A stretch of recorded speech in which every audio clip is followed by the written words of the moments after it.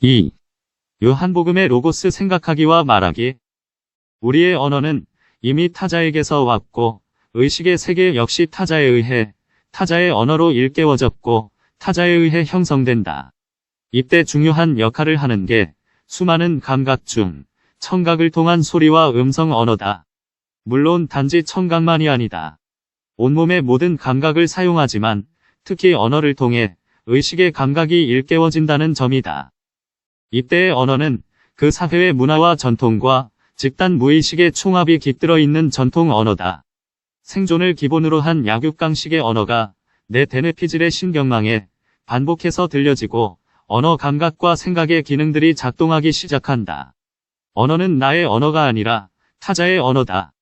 비록 나의 언어 감각 기관을 통해 발성이 이뤄지고 발화가 된다 하더라도 이는 마치 앵무새와 같이 타자의 언어를 반사하는 것에 불과하다. 요한복음의 로고스 19. 앵무새와 다른 점이 있다면 단순 재생이 아니라 깃들어 있는 의미 체계를 상호 연관하고 응용하며 새로운 의미를 확장하며 발화한다는 것이다. 고도화된 지능의 차이가 있을 뿐이다. 그럼 얘도 그것은 마치 블루투스 스피커와 같이 타자의 세계를 투사하여 발화하고 있다는 점이다. 즉, 레고가 아니라는 점이다. 내가 말하다가 아니라는 것. 물론 형식적으로는 주어가 나지만 타자의 가치체계와 이념들이 들어와 나를 배후 조종해서 나로 하여금 발화하게 하는 것이니 어찌 내실적 주어가 나이겠는가. 앵무새가 주인님, 안녕히 다녀오세요라고 반복하고 있다. 형식적으로는 앵무새가 말하고 있다. 사람들은 앵무새의 기특함을 칭찬하고 신기하게 바라본다. 앵무새가 말했으니 그 발언의 주체가 앵무새인가? 주어는 앵무새다. 그런가? 아니다. 앵무새의 주인이 그 발언의 주체라는 말이다. 앵무새는 다만 그의 뇌세포 신경망을 주인에게 내어준 것에 불과하고 통신망이 되었을 뿐이다. 이 통신망에 기록하고 있다가 필요할 때마다 시간 차이를 두고 발화하는 형태일 뿐이다. 신경망은 오늘날 문명이 발명해낸 반도체 이전의 반도체라 하겠다. 우리들의 언어와 의식이 마치 이같이 타자에 의해 탈취되었다는 말이다. 나는 없고 내 대뇌피질에 타자의 숨결이 들어와 차지하고 있다는 말이다. 따라서 내가 말을 하는 형식을 취하고 있지만 나는 내가 아니다. 오로지 비본질의 내가 말하고 있을 뿐이다. 따라서 그 경우 나의 말은 내 말이 아니다. 주어는 나인 듯하지만 내 뇌세포의 반도체 신경망을 타자에게 내준 것이나 20. 에덴의 미토스와 로고스. 다를 바 없다. 비록 소리를 내고 있지만 그것은 스스로 내는 소리가 아니라는 말이다. 예를 하나 더 들어보자. 컴퓨터에 전원을 넣고 사용자가 앱을 작동시키고 온라인에 연결하여 음악 파일을 클릭하면 컴퓨터의 스피커는 아름다운 음악을 들려준다. 이때 컴퓨터가 소리를 내고 있으니 컴퓨터가 주어이고 주체인가? 아니다. 컴퓨터는 다만 사람의 지시에 따라서 기능할 뿐이다. 인생은 마치 이와 같다. 여기서 타자란 개별적인 내 앞에 타인을 일컫는 게 아니다. 그 공동체의 문화고 전통이고 언어며 무의식이다. 거기에는 수많은 서로 다른 결들이 얽히고 설켜 있다. 그 중에 먼저 들어온 이데올로기가 그 사람의 성향을 나누게 한다. 진보적 신념이 들어와 그를 배후조종하면 진보적인 사람 역할을 할 뿐이다. 보수적 이념이 들어와 지배하고 있으면 보수적 신념이 그를 컨트롤하고 있다는 말이다. 혹은 단지 진보와 보수로 나눌 수 없는 공동의 가치들이 있다. 수많은 집단 무의식이 들어와서 배후 조종자 역할을 한다. 이들 모두가 타자다. 따라서 인생은 비로소 존재 문제를 문제 삼게 된다. 내 의식은 과연 나로 존재하는 가의 문제다. 여기서 비로소 비존재를 보게 되고 내가 나라고 여겼던 그 모든 것이 무로 드러나야 배후에 있는 절대 타자가 더 이상 배후에서 나를 조종하지 못하게 된다. 따라서 무는 드러나는 것이고 체험되는 것이다. 물 안 이미 형성된 그 모든 의식 세계의 하우스가 아무것도 아니라는 것에 대한 실존 체험이다. 십자가 경험이고 아무것도 아님이고 선악에 대한 디가우징. 요한복음의 로고스 21. 이며 의식의 새로운 포맷 경험이다. 내가 없고 앵무새처럼 반도체 하드웨어만 타자에 의해 작동하고 있었다는 절망이 곧 무의 경험이다. 이때 비로소 타자의 실체가 보이기 시작한다. 나는 없고 타자가 주인으로 있었다는 것을 꿰뚫어 볼 수 있게 된다. 나의 생각 기능의 작동이 타자의 배후 조종에 의해 반도체 기능이 작동된 것일 뿐 내가 말했다 하더라도 그것이 나의 생각이 아니었다는 자각에 이르게 된다. 즉, 생각이 아니라는 말이다. 내가 말하고 있었지만 그것은 나의 말이 아니라 타자의 요구와 조종에 따라 말하는 것이니 나의 말이 아니었다는 자각이 찾아오게 된다. 그것은 존재의 생각이 아니다. 비존재의 생각이라는 말이다. 아직 존재는 드러나지 않았다. 무가 경험되면서 이제 비로소 존재가 드러나기 시작한다. 무를 토대로 해서 나의 인식의 빛이 찾아온다. 어떤 존재? 타자로 인한 의식의 존재가 아니라 비로소 나로 인한 나의 의식의 존재. 존재 망각이란 바로 나의 존재를 일컫는다. 나를 망실한 채 존재자의 존재 망각이라는 말로 서양 사유를 규정하게 되면 미로에 빠지고 만다. 존재 망각이라는 말의 중심에는 나의 존재 유무가 핵심이다. 이를 뒤로하고 존재자의 존재만을 탐색하게 되면 존재는 영영 드러나지 않고 숨어버린다. 내 의식이 타자로 점령된 채 비존재로 있으면서 그 같은 비존재가 존재를 탐색한다는 것은 난센스기 때문이다. 이는 마치 내 앞에 컴퓨터가 컴퓨터 주인을 인식하려 탐색하겠다고 하는 것과 같다. 그러므로 존재 문제는 타자로 인해 22 에덴의 미토스와 로고스. 성된 의식이 무화되고 비로소 나로 인해 다시 세워지는 존재의 탄생을 일컫는다. 그러고서야 존재에 의해 모든 존재자는 존재자가 되는 것이다. 여기서 많은 의문이 풀린다. 나누어 보고 나누어 생각하고 나누어 말하게 되는 것이 시작된다. 그리스 언어에 나타난 이 둘의 관계를 살펴본다. 보다는 동사를 두 종류로 나눠 볼 수 있다. 글레포가 있고 호라오가 있다. 1. 글레포는 흔히 육체의 눈으로 나타난 것만을 보는 것이고 호라오는 마음으로 보기며 영적으로 보는 것이다. 즉 내적, 영적 통찰력으로 인식하는 것을 호라오라 한다. 생각도 마찬가지다.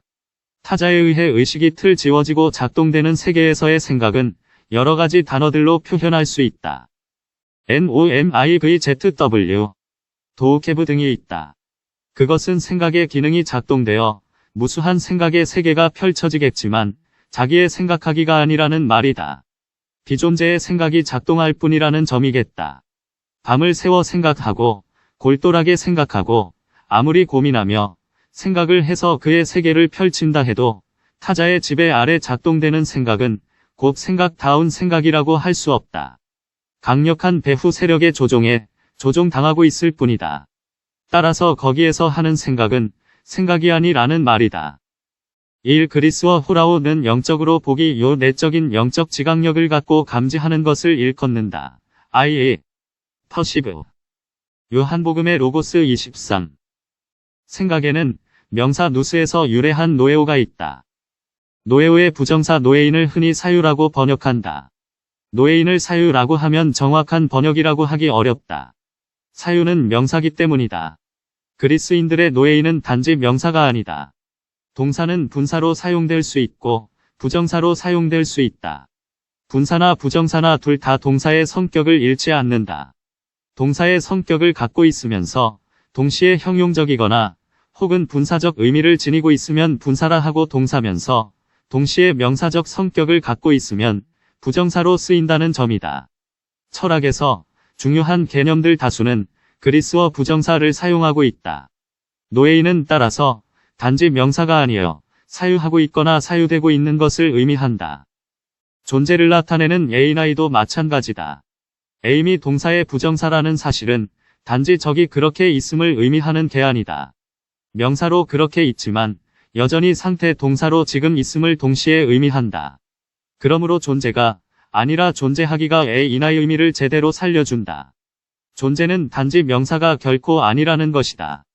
부정사로 표현되거나 분사로 표현된다는 점이다. 존재론을 흔히 안탈라지라 한다. 온과 로고스의 합성어인데 여기서 온 이 에임이 동사의 분사형이다.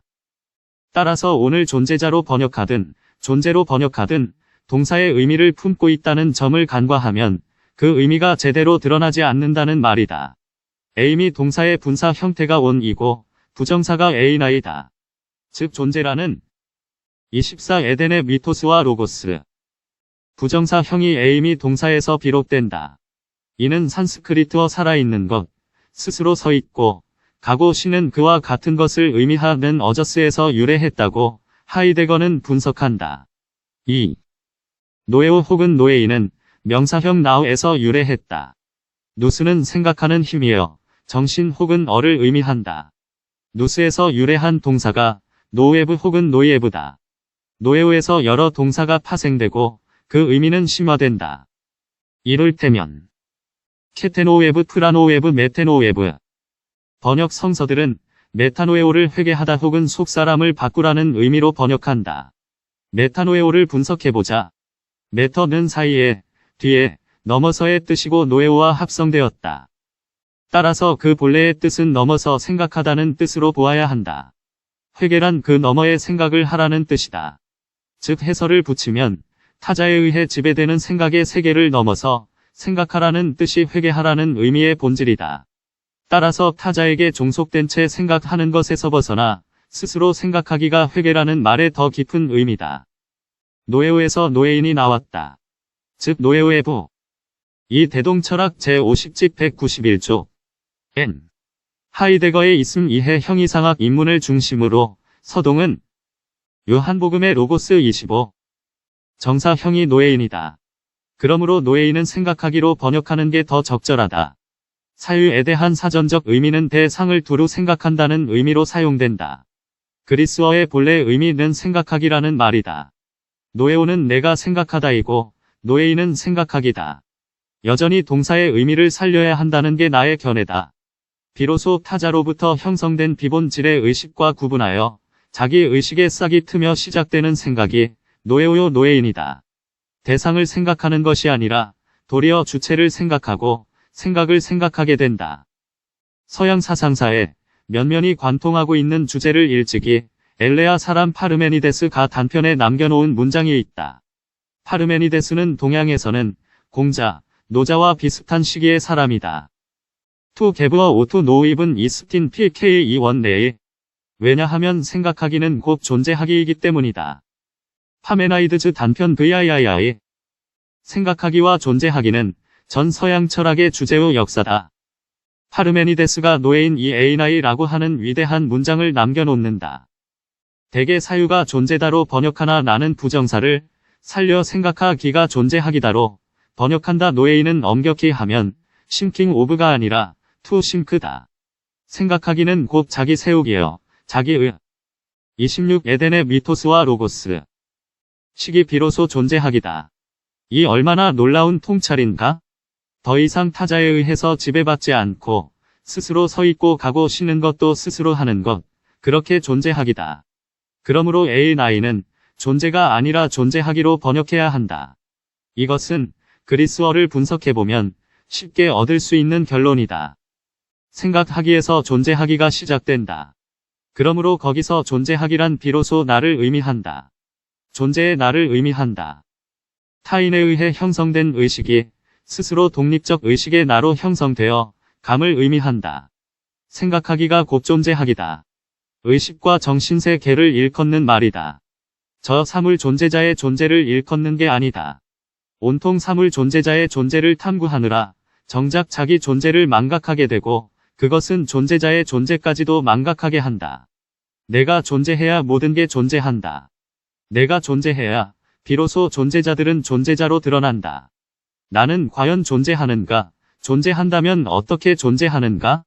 생각하기가 존재하기다. 거기서부터 시작된다. 히브리어에는 하야 동사의 완료 시상과 미완료 시상의 합성어에서 야훼라는 명사가 탄생하고 하야는 그가 있다. 라면 예흐에는 내가 있다다. 에임이 동사의 분사 온의 여성형에서 유래한 것이 OUJSIVA다. 우시아에서 성서에 그 유명한 파루시아가 나온다. 파라 전치사와 우시아의 합성어로 함께 있다. 혹은 흔히 임제라 사용하기도 한다. 주기도문에서 일용할 양식으로 번역된 에피우시온도 에피 전치사와 우시아에서 유래한 우시오스의 합성어다. 따라서 톤 아르톤해 요한복음의 로고스 27. 몬톤 에피오시온, 은 일용할 양식이 아니라 존재의 양식이다. 요한복음의 로고스를 살펴보는 까닭은 에덴 이야기에서 로고스 일궈내기를 위해서다. 명사 로고스는 동사 레고에서 유래했다. 레고는 비로소 내가 말하다는 의미다. 내가 말하려면 타자로 인해서 형성된 의식의 세계에 무의 체험을 통해 타자를 떠나보내는 과정을 겪게 된다. 무의 토대에서 새로운 것을 보게 된다. 이를 호라우로 표기한다. 편견과 선입관, 앞서 자리 잡고 있는 이데올로기, 진영 논리 등이 의식의 진을 치고 있으면 보아도 보지 못한다. 보는 것만을 보게 된다. 진영의 관점에서만 만물을 보고 해석한다. 편견에 사로잡혀 모든 것을 보고 이해한다. 헬라 사람들은 편견에 사로잡혀 보는 것을 동사 블레포를 사용해 본다고 언어를 구분한다. 무의 체험으로부터 비로소 그 같은 앞선 삶의 노예에서 벗어날 수 있는 단초가 마련된다. 무의 토대에서만 새로 보게 된다. 일러 호라우로 표기한다는 점이다. 보게 되면서 새롭게 생각하기가 시작된다. 제 스스로 생각하기가 시작되면 비로소 존재하기가 찾아온다. 이것이 I am이다. I am에서 비로소 레고가 시작된다. 자기 자신이 말하기가 시작된다는 말이다. 여기서도 레고의 부정사는 레게인이다. 동사면서 명사가 레게인이다. 따라서 레게인은 존재의 언어로 말하기다.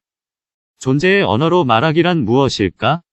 빌려온 생각은 타인의 생각이여 제 생각이 아니다. 타자에 종속된 채 생각하는 것은 맹. 28 에덴의 미토스와 로고스. 무새와 마찬가지로 타자를 반영할 뿐 제 생각이 아니라는 점은 이미 논했다. 무의 토대 위에서 스스로 생각하기는 비로소 스스로 존재하기가 시작되었다는 점이다. 그러면서 존재하는 나가 말하는 것을 일컬어 레고라 한다. 레게인은 존재가 말하기다. 따라서 제대로 인식이 먼저 시작되면서 동시에 도대체 말하기도 시작되는 것이다. 로고스는 레고에서 유래했지만 동시에 로고스에 의해 레고와 말하기가 가능해진다. 이때의 로고스는 근원 안에 있는 신성의 언어다. 어리오 하나님이다.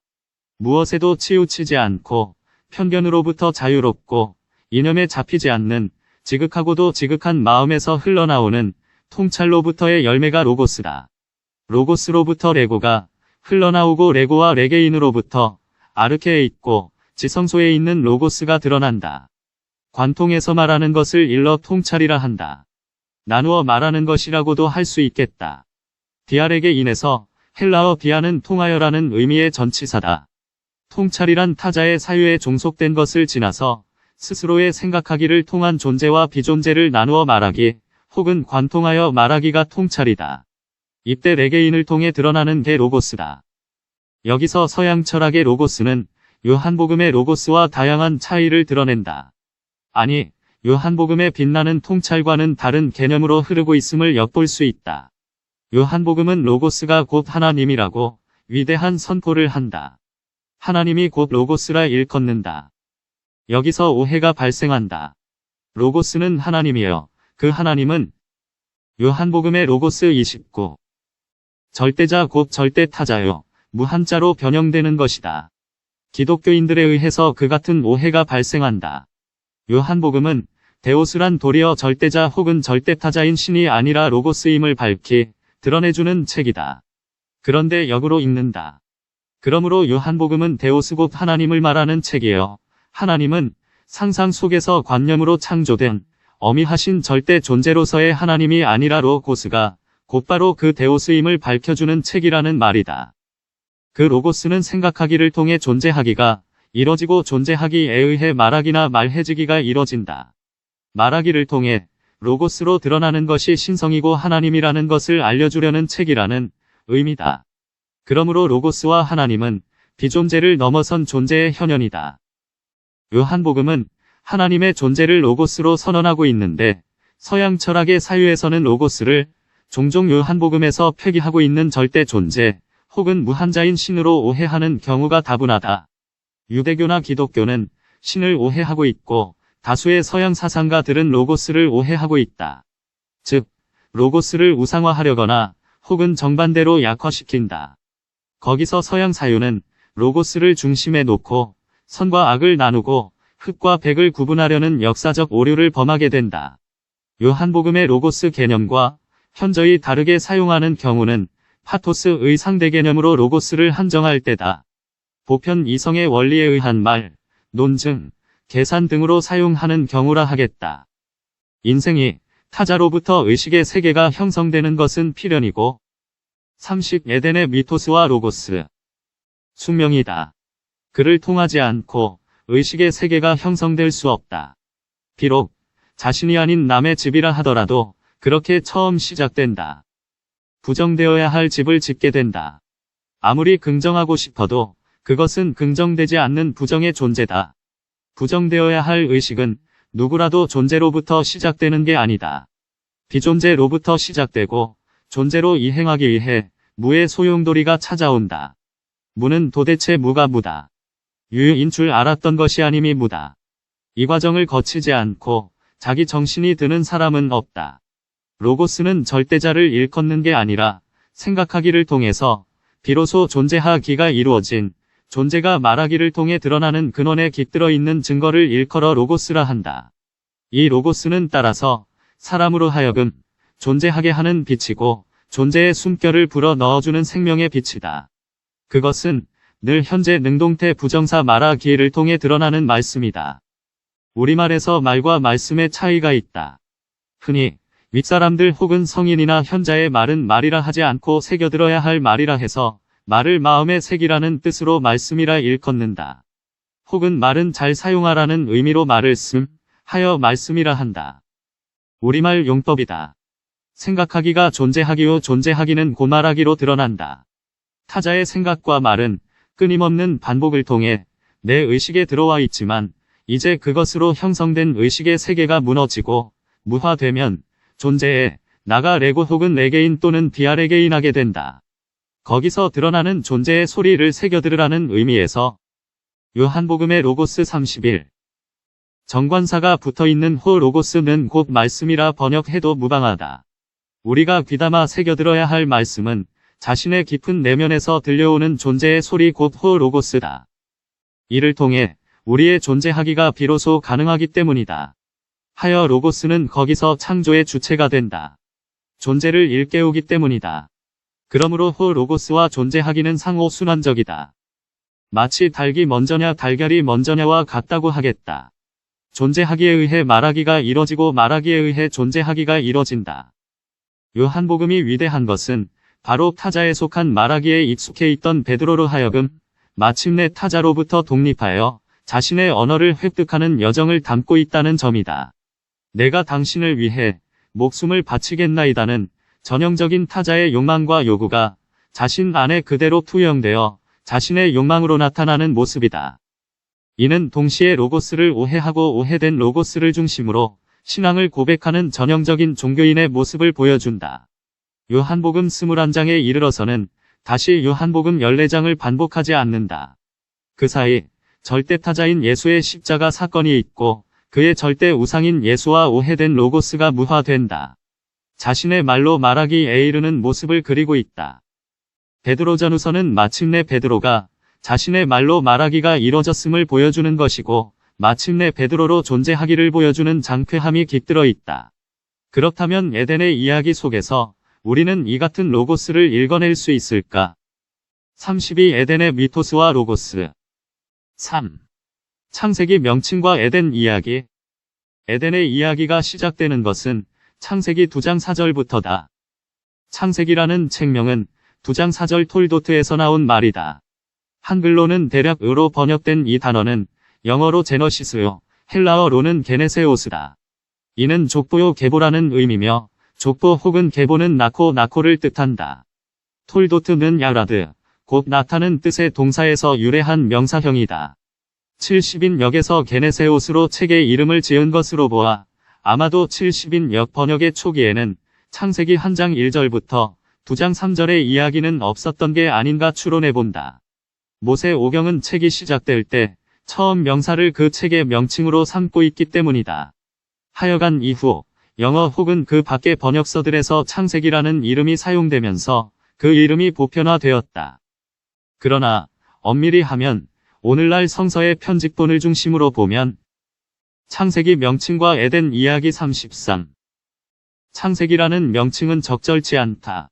히브리인들은 본래 모세 오경의 첫 단어에서 그 책의 이름을 따온다. 하여 히브리어 성서에서는 창세기 1장 1절의 베레시트가 본래 책의 이름이다. 2장 4절의 톨도트라는 단어를 그대로 책명으로 쓴다 하더라도 그것은 계보라는 뜻을 담고 있다. 나코에 대한 기록이므로 계보기이라는 말이 도리어 적절하다. 물론 창세기 2장 4절을 토대로 책명을 짓는다면 그렇다는 얘기다. 1장 1절로 하면 책명은 베레시트요 본원기다.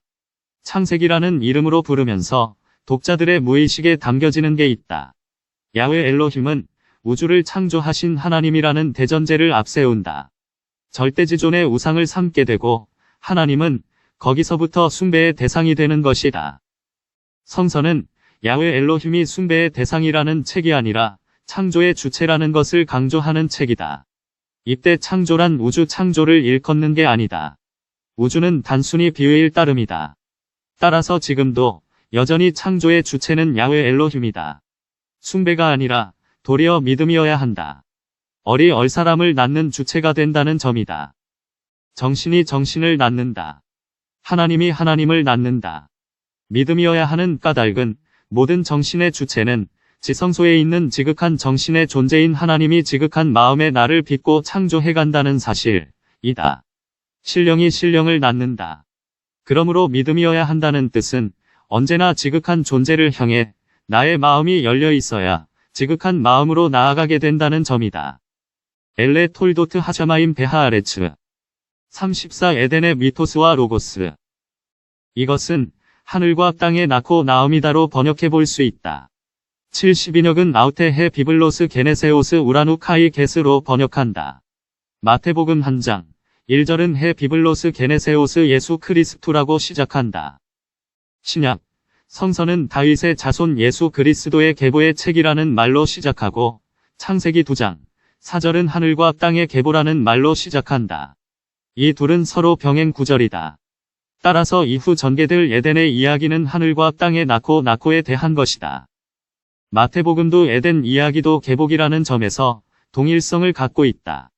그러므로 하늘과 땅의 계보라는 표현에는 다윗의 자손 예수 그리스도의 계보라는 표현이 중첩되어 있다.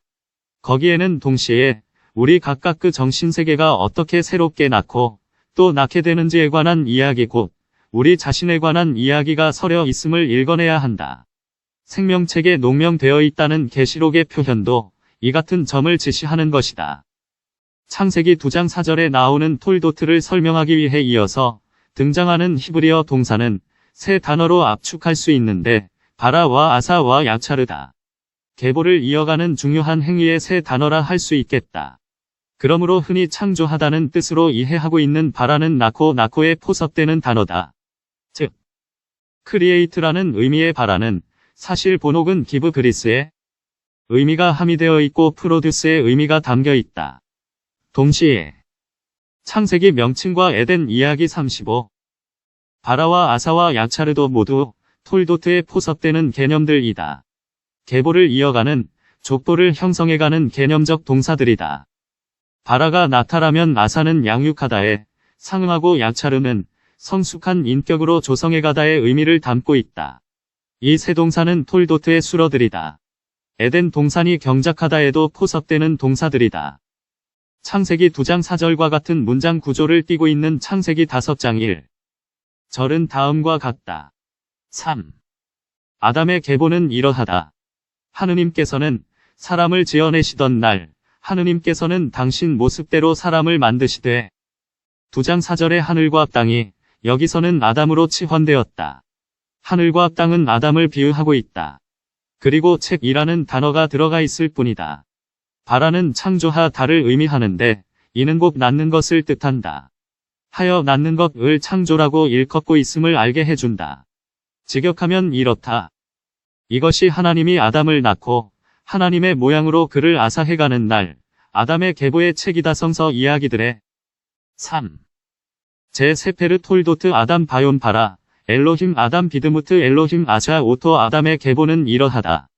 하느님께서는 사람을 지어내시던 날 하느님께서는 당신 모습대로 사람을 만드시되 이후 중요한 본문은 원문을 표기하고 다소 무리가 있지만 음역을 달아 참고토록 했다. 36. 에덴의 미토스와 로고스. 숨어있는 코드라고 할 수 있겠다. 요한계시록의 첫 시작은 아포칼립시스 예수 그리스도이니 예수 그리스도의 드러남이 요한계시록이다. 예수 그리스도의 계보의 책이라는 마태복음도 그런 점에서 보면 예수는 땅에 상응하고 그리스도는 하늘에 상응한다. 히브리인들의 성전에 그려진 그림을 보면 지성소는 하늘을 상징하고 성소는 땅을 상징한다. 이는 신구약 성서에 일관된 전체 맥락이다. 하늘은 물리적 하늘을 의미하는 것이 아니다. 땅도 역시 물리적 땅을 의미하는 것이 아니다. 여기서 에덴의 이야기는 신화의 형식을 띠고 있지만 신화가 아니라는 점을 명백히 알 수 있다. 성서는 이야기 구조를 띈다. 로고스는 이야기 방식을 취한다. 진리의 진술은 정의되는 것이 아니다. 하나의 문장으로 압축해서 서술되는 것이 아니다. 서사적 구조의 이야기 방식으로 구술되고 있고 구비문학으로 전해오다가 그것이 문자로 기록되어 오늘까지 전승되고 있다. 비록 신화적으로 서술되고 있지만 이야기 안에 담고 있는 것은 로고스라는 점이다. 옛사람들, 그러니까 종이가 없고 인쇄술이 발달하기 전에는 인간의 본질적 삶에 대해 여러 형태의 이야기 방식으로 전승하는 것이 자연스럽고 효과적이었다. 어느 민족, 어느 부족이나 수많은 이야기가 존재한다. 신화적으로 전승되어 온 수많은 이야기가 있게 마련이다. 성서, 그 중 모세 오경은 민간에 존재하고 떠다니는 많은 이야기 중 모세의 영성으로 필터링 되어 채집되고 새로 편집된 이야기들의 모음이라고 해도 지나친 말이 아니. 창세기 명칭과 에덴 이야기 37. 모든 이야기는 그 당시의 세계관을 담게 마련이다. 즉, 신화는 신화가 아니라는 점이다. 그 시대의 세계관, 인간관, 존재론이 이야기에 반영되고 투영된다. 그런 점에서 근원적으로 미토스는 로고스다. 미토스에 숨어있는 로고스를 읽어내는 것, 그것은 미토스를 대하는 해석자의 몫이다. 미토스는 로고스보다 도리어 더 많은 로고스를 담아낸다. 미토스에 투영된 로고스를 읽는다는 것은 온전히 해석자의 몫이고 해석자의 존재만큼만 로고스가 드러난다. 그런 점에서 에덴의 이야기는 모든 이야기의 원형이다. 서구 문명의 밑뿌리에 있는 원형적 이야기다. 에덴의 이야기는 노아의 이야기, 아브라함의 이야기, 출애굽의 이야기, 신약의 수많은 이야기의 원형이다. 노아의 이야기, 아브라함의 이야기, 모세의 이야기는 에덴 이야기의 변주에 지나지 않는다. 따지고 보면 서양 철학의 수많은 논의도 에덴 이야기 범주에서 크게 벗어나지 않는다. 현대 철학의 중심 주제인 존재무의 개념들도 이미 에덴 이야기 속에 깊이 함장하고 있다. 오늘 우리 인생들의 각자 이야기도 결국 에덴 이야기의 각자 버전일 뿐이다. 인생은 언제나 이야기를 만들어가는 존재고 이야기 속에 존재가 깃들어 있다. 옛사람들은 그들의 소통 방식으로 소통했다. 저마다의 이야기 형식으로 후손들에게 공동체를 유지하기 위해 지혜를 전달하는 것은 당시 사람들의 보편적 방식이었다. 그들은 그것으로 생명과 진리를 나누기에 충분했다. 성서는 진리를 전달하는 방식으로 수많은 이야기를 등장시킨 38. 에덴의 미토스와 로고스. 창조 이야기, 에덴 이야기, 홍수 이야기, 아브라함과 이삭과 야곱 이야기, 모세 이야기, 예수의 탄생과 부활 이야기 등 성서는 이야기들이 집대성된 책이라고 해도 과언이 아니다. 육체의 이야기도 물론이려니와 영성에 관한 이야기는 더욱 소통 언어가 중요하다. 진리의 진술에 있어 이야기 방식만 한 것이 또 있을까? 영성의 세계를 드러내는 방식으로는 지극히 자연 발생적인 것이다. 이야기는 진리를 단순하게 정의하는 것과 달리 생명과 진리의 세계를 더욱 풍성케 한다. 진리와 생명은 정의할수록 편협해지고 제한되기 때문이다. 생명과 진리를 정의하다 보면 진리와 생명은 온데간데 없고 선악의 지식만 남게 마련이다. 더구나 영성의 세계를 후대에 전달하는 방식에 있어서랴. 영성의 사람들은 노아의 이야기나 아브라함의 이야기가 무엇을 말하고자 하는 것인지 자연스럽게 알고 있고 야곱도 그렇게 그들 이야기를 후대에 전하였다. 영성이 상실되면서 전래된 이야기의 참뜻은 오리무중이 되었고 수수께끼가 되기 시작한다. 해설이 동원되기 시작한다. 이야기를 풀이하는 다양한 견해가 나타난다. 영성은 밝아지기보다는 퇴화하고 있다. 바울 서신은 이야기를 풀이한 방식 중 하나다. 아담 이야기나 아브라함과 그의 가족 이야기를 통해 복음의 핵심을 풀어내고 있다.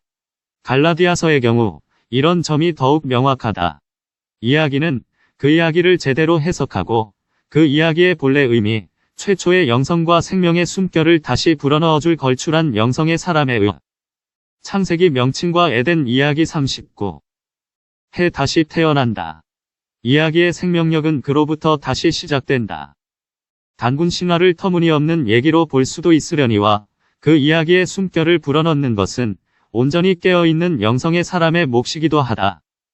중근동에는 성서와 유사한 수많은 창조설화, 홍수설화, 탄생설화들이 산재해 있다. 성서가 등장하기 훨씬 전부터 유사한 이야기들이 널리 분포되어 있다는 건 잘 알려진 사실이다. 그런데도 성서의 이야기들이 여전히 유효하고 경전의 자리를 우뚝 지키고 있는 까닭이 어디에 있을까? 여러 가지 신학 이론으로 성서의 정당성을 변호하려는 방식은 자기 그룹의 방어적 이론에 불과할 뿐 일반인들을 설득하기엔 턱없이 부족하다. 호교론이라는 비판에 자유로울 수 없다. 자신들에게만 의미 있는 이론일 뿐 상대를 이해시키기엔 터무니없다는 말이다. 모든 이야기는 시대마다 영성의 사람들에 의해 생명의 숨결이 불어 넣어진다. 모세에 의해 창조 이야기, 홍수 이야기가 비로소 생명의 이야기로 채택되고 경전에 흡수되어 연년셋의 영성을 담아내는 이야기가 되었다. 그것은 끊임없이 반복된다. 혼탁한 세대를 지나 예수에 의해 성서의 이야기들은 비로소 생명의 이야기로 완성된다. 그런데 오늘 이 땅의 혼탁한 영성은 다시 이야기를 퇴락시키고 있다. 구름과 함께 오신다는 메타포는 더 이상 비유가 아니라는 주장과 함께 공중유거론으로 타락하고 있고 수많은 생명의 이야기들이 선악의 이야기로 변모하고 있다. 이 같은 타락의 시대를 누가 다시 돌려놓고 기록으로 전해진 이야기 속에서 로고스를 읽어낼 수 있을까? 사십 에덴의 미토스와 로고스. 예수에 의해 완성된 성서 이야기는 예수의 제자들에 의해 반복되었고 다시 오늘 우리에게도 이어지고 있다. 내게서 그들 이야기는 다시 새롭게 태어나야 한다.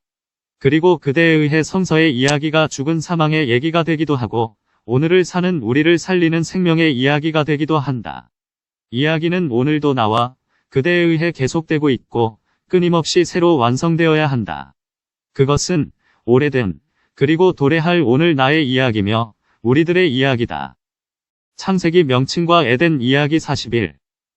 4. 창세기 1장과 2장은 창세기 1장의 7일 창조 이야기와 2장 4절부터 전개되는 에덴 동산 이야기 간의 관계를 어떻게 보아야 할까? 이 같은 질문은 마치 노아의 이야기와 아브라함이 이야기를 어떻게 보아야 하는가와 같은 질문이다. 아브라함이 이야기와 모세의 이야기는 어떤 관계가 있는가와 같은 질문이다. 성서의 독자들은 천지창조 이야기와 에덴의 이야기가 연속하여 편집되고 있는 데다가 오늘날 성서의 장과 절 분류 방식을 따라 창세기 1장의 창조 이야기가 2장 3절까지 걸쳐 있는 터라도 이야기를 연속된 기사로 보려 한다. 수많은 영어 성서는 물론이고 대개의 번역 성서들은 히브리어 성서의 책 분류 방식과 다르다. 하여 일반 독자들은 창세기 1. 장과 2장이 연속된 이야기인 듯한 착시를 일으킨다. 히브리어 성서는 세페르 알렉 2:1에서 2:3까지로 나누고 있다. 히브 42 에덴의 미토스와 로고스. 리어 성서는 창세기 2장 3절까지를 포함해서 한 장으로 분류하고 있다. 히브리어 성서는 대개의 번역 성서들이 채택하고 있는 창세기 2장 4절을 창세기 2장 1절로 분류하고 있다는 점이다. 물론 현대 헤브라이카 인쇄본에는 아라비아 숫자로 각종 번역본의 장절 분류 방식을 따라 표기해주고 있지만 본래 히브리인들의 표기 방식을 히브리어로 단락 나누기와 책을 분류 표기하고 있다. 노아의 이야기와 아브라함의 이야기가 같은 책에 담겨 있지만 서로 다른 이야기이듯 창세기 1장과 2장은 같은 기사가 아니다. 서로 다른 기사다. 아니 서로 다른 이야기다. 서로 다른 이야기라 하더라도 노아의 이야기를 통한 영성의 흐름과 아브라함이 이야기를 통해 읽는 영성의 흐름이 하나로 통하듯 창세기 1장과 창세기 2장도 역시 그러하다. 단언컨대 창세기 1장과 2장의 이야기는 연속된 이야기가 아니다. 모세가 편집했다고 알려진 모세 오경의 첫 기사로 창세기 1장이 등장하지만 창세기 1장의 웅장한 문체와 2장 4절 이하의 문체가 서로 다르다. 터술 방식 또한 창세기 1장은 7일 창조 이야기 방식이지만 에덴의 이야기에는 7일 창조의 분류 방식, 그리고 그 같은 프레임으로 이야기가 구성되어 있지 않다. 글쓴이가 한 사람이 맞는가에 대한 질문도 생긴다. 혹여 축자 영감설과 유기적 영감설을 받아들인다 해도 이야기의 진술 방식이 이렇게 확연하게 다를 수 있는가? 따라서 모세가 편집했을지라도 엘로힘 문서와 야훼 문서는 서로 다른 이야기가 단지 연속해서 편집되었다고 이해하는 것이 자연스럽다.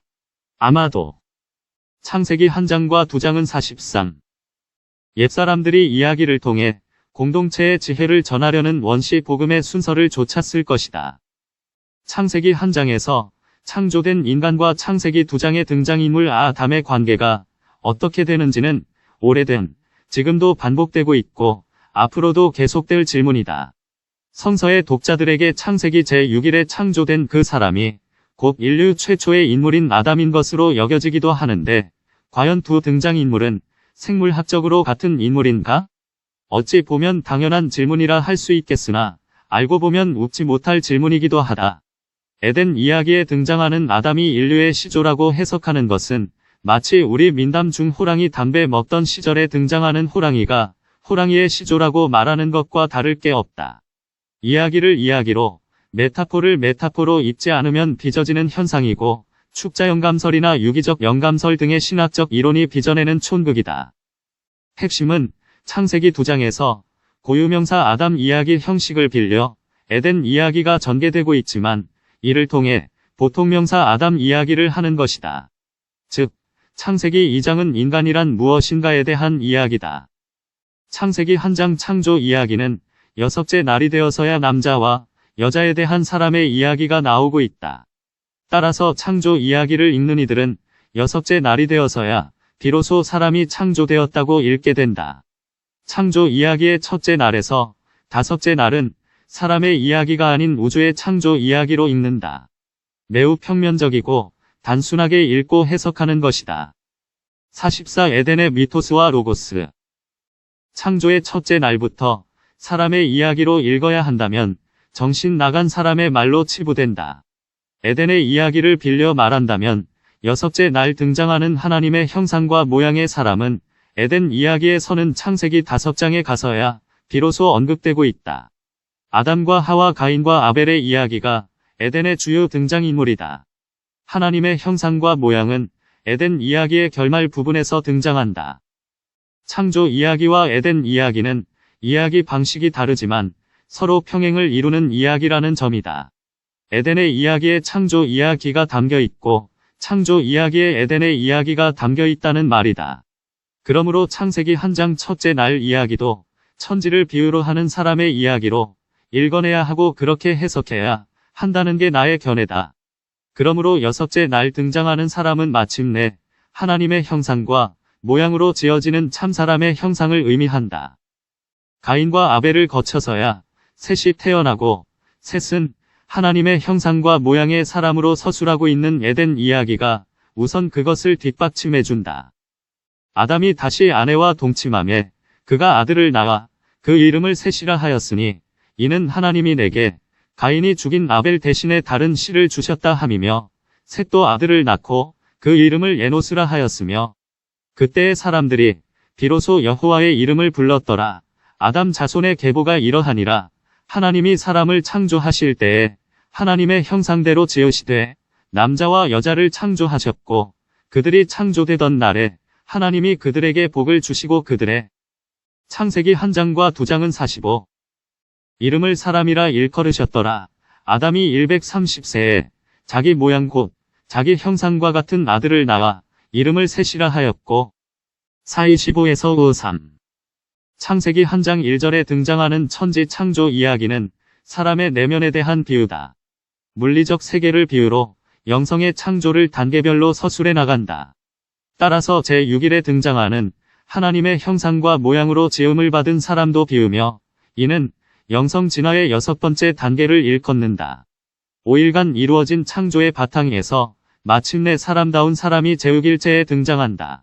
사람다운 사람이란 하나님의 형상과 모양의 꼴이 마침내 갖추어진 상태를 의미한다고 하겠다. 성서의 전체 맥락에서 살펴보면 이것은 너무나 명백하다.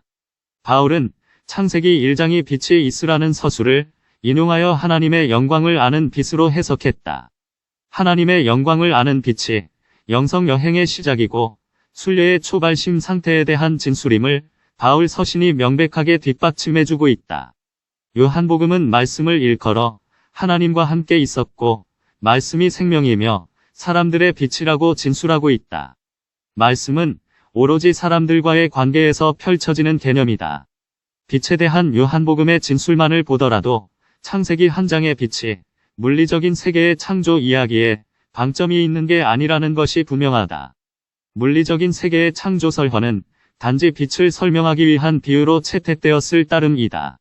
성서의 수많은 곳에서 창세기 한 장의 부분이 모두 순 46 에덴의 미토스와 로고스 의 여정임을 말해주고 있다. 창세기 한 장과 두 장의 관계는 천지창조 이야기와 천지의 계보에 대한 서로 다른 이야기 방식이자 다른 서술이다. 아마도 오래전 중근동에 흩어져 있는 이야기들이 영성적 가치에 의해 취합되어 모세에 의해 편집된 것으로 추측된다. 거기서부터 창세기 한 장과 두 장은 각자의 이야기 구조를 띈 채 경전으로 우뚝 자리 잡고 있고 오늘도 수많은 독자에게 영감을 불어넣고 있다. 성서는 수많은 이야기의 모음집이다. 서로 다른 수많은 이야기가 모여 성서를 구성하고 있다. 앞서 언급했듯 하나의 이야기와 다른 하나의 이야기는 서로 다른 이야기지만 영성의 관점에서 서로 소통한다. 창세기 한 장의 7일 창조 이야기가 단순히 주식회사 하나님 나라의 회사 연역이나 혹은 자신이 믿고 있는 하나님의 창조 이력서로 읽혀서는 곤란하다. 영성의 발달 단계를 7일 창조라는 대서사 방식으로 서술하고 있는 책이다.